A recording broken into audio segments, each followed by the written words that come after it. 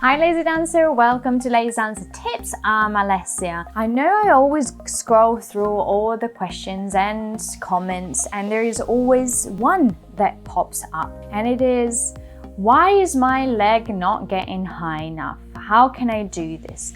I know that we always concentrate on how beautiful the line is, how ethereal it can look, how beautifully strong it looks. And most of the times, male ballet dancers and female ballet dancers, as well as adult dancers, their only motivation is, I need to get that leg up here. But today I'm going to tell you why the leg that is up there is not the only important thing that you got to think about, and how you will be able to achieve that most beautiful and solid, à la seconde, devant, derrière, whatever it is, leg in the air. So let's start.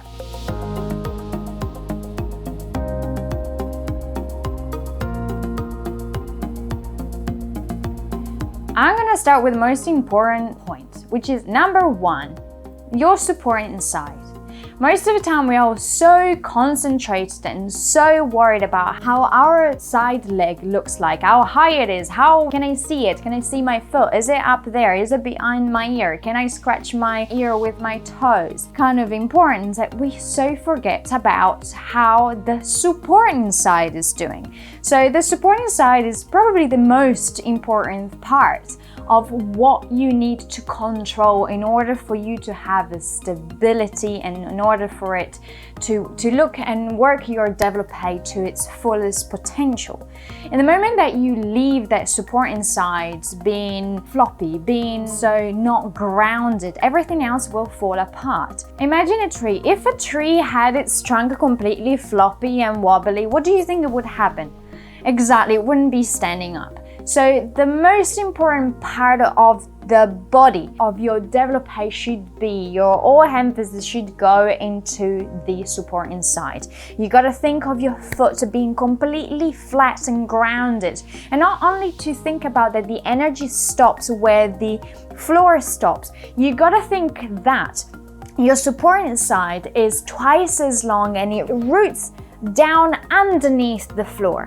The moment that your side is completely stable, your trunk is completely stable, you can do anything that you want with your branches, with the leg that is out.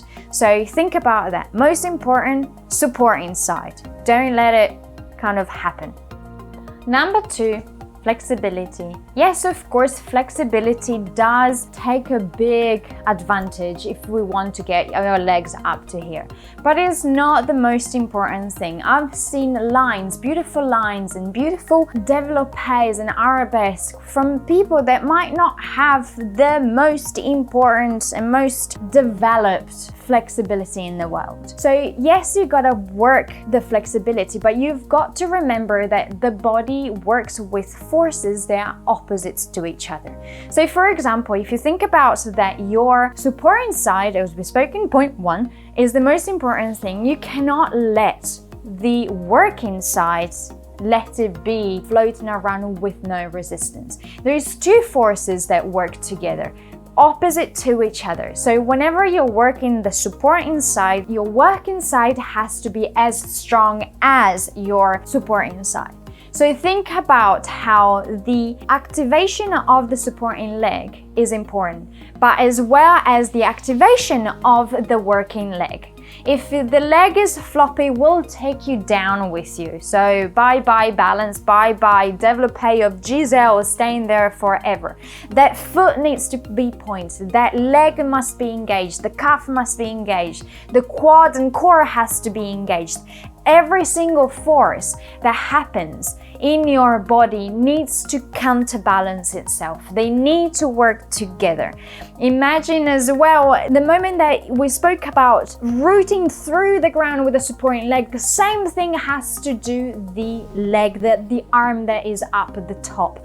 You cannot flop onto it. So supporting leg, flexibility, yes, and the working and activation of anything that is happening into the working leg. So working leg activated, pointed with every single muscle working to its purpose. So have a purpose, know exactly where it needs to go and make it there, put it there, make it clear. The moment that you have a goal, the moment that you know that that is your coordinates and you need to get there, you will have that leg nicely pointed there. Make it so. Number 3, patience. I don't know what it is with nowadays, but it seems that everything needs to happen to a click of a finger. So no, unfortunately, flexibility, stability, mastering an exercise, mastering a développé does not come within 30 seconds of practicing. You've got to be patient and you need to be consistent in your work. You need to keep on practicing. You need to acknowledge the fact that things will not happen by a click of a finger. You cannot compare your progress and everything that happens within your life, your path in your body to others.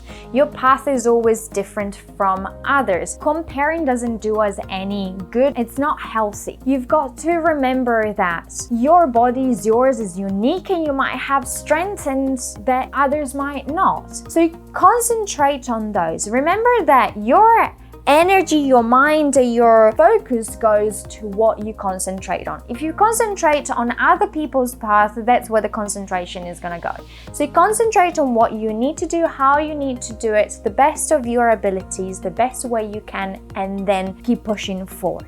But you've got to be patient. It took me 25 years to get to the work and stability and knowledge of my own body and how to work it and how to make it look the best way I can. So don't think that 25 years of experience are just gonna be magically turned into a 2-minute workout. So think about that. Be patient. Be patient with yourself and give yourself credits for everything that you achieve every single time. All the little milestones every time, say, well done, I've done it. Number 4, anatomy.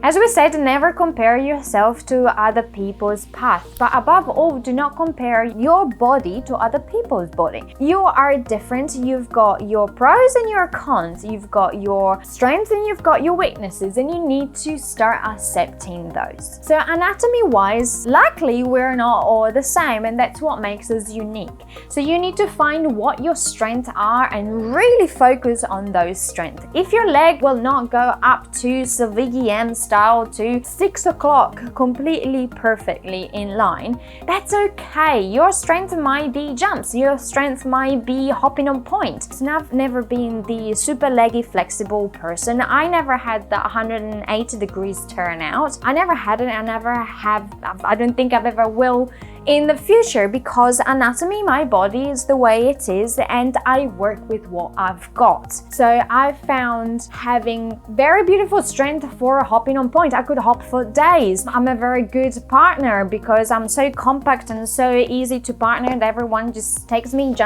throws me around from one side or the other of the room. But I never said, oh yeah, I'm gonna be like Sylvie Guillem. No, my body doesn't do it. I've learned to accept that. I make what I can look the most beautiful I can, but I concentrate on other things as well, which are my strengths and what I'm comfortable with, and I know that I can accomplish and I can tackle and be absolutely fantastic at every time.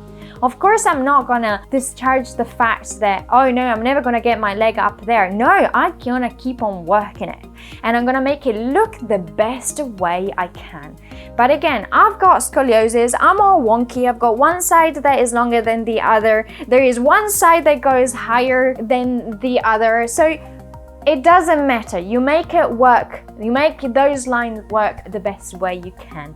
Accept your body, accept the way it is, and rather than concentrating on its weaknesses, which we can work, of course we can work those weaknesses, but find your strength and make those strengths the most powerful strength you could ever have. Number 5, consistency. Being consistent, as we said, is the most important thing in the world. If you're disciplined and you're consistent in your work, whether you have 10, 20, 15 minutes a day to dedicate to your flexibility, extension, whatever you need to work on, it's beautiful. but you need to be consistent. You need to take in practice every day. You need to work on it. So you cannot just try it once and say, oh, that didn't work. That's something that kind of made me go, fuming. So again, it took me 25 years to really master what I could master in the ballet skills. So don't just think that it's gonna happen in the click of the fingers. I know we live in a really, really fast-paced world and really fast-paced society where everything needs to be done now. But body-wise, it does take time to achieve what you want. So have that goal set, have the work in front of you that you need to do, and keep consistent at it. You never see ballerinas that don't do a class one day just because, oh, that yesterday wasn't that good, so I'm not gonna do it. No, you keep on working, you be consistent so you can constantly improve yourself every day. Every day is a constant battle to be the best version you can be. And I know you are here because you want more tangible answers. So I've put together an extension series. It's made of 3 sections and they are there at your disposal. They are part of the Lazy Dancer Studio and they're perfect for you to work on your extension, work on your turnout, work on your develop pace. Because I know you need it, and so I've put it together. As I said, it's part of the Lazy Dancer Studio, a beautiful community that supports you throughout the journey.